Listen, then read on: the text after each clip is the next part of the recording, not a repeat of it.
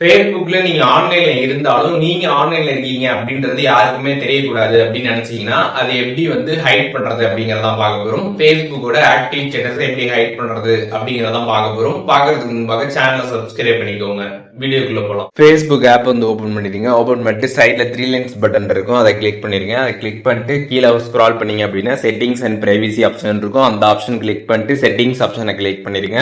அதை நீங்கள் கிளிக் பண்ணதுமே செட்டிங்ஸ் பேஜ் வந்து ஓப்பன் ஆகிடும். இதில் கீழே ஸ்க்ரால் பண்ணி வந்தீங்க அப்படின்னா அதில் ஆக்டிவ் ஸ்டேட்டஸ் அப்படின்ற ஆப்ஷன் இருக்கும். அதை கிளிக் பண்ணதுமே அது ஆனில் இருக்கும். அதை கிளிக் பண்ணி ஆஃப் பண்ணிருங்க. இதை ஆஃப் பண்ணிட்டீங்க அப்படின்னா நீங்கள் ஃபேஸ்புக்கில் வந்து ஆன்லைனில் இருக்கீங்க அப்படின்றது பார்த்தீங்கன்னா யாருக்குமே வந்து தெரியாது.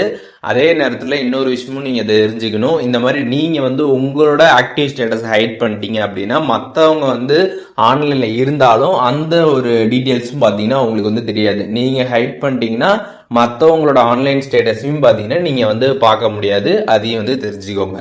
ஸோ இப்போ எப்படி வந்துட்டு ஃபேஸ்புக்கில் இருக்கக்கூடிய இந்த ஆக்டிவ் ஸ்டேட்டஸை ஹைட் பண்ணுறது அப்படிங்கிற டீட்டெயில்ஸ் தெரிஞ்சிருப்பீங்க. அதில் எதுவும் டவுட் இருந்துச்சு அப்படின்னா கமெண்ட்ஸில் மென்ஷன் பண்ணுங்கள். நான் எல்லாருக்குமே ரிப்ளை பண்ணுறேன்.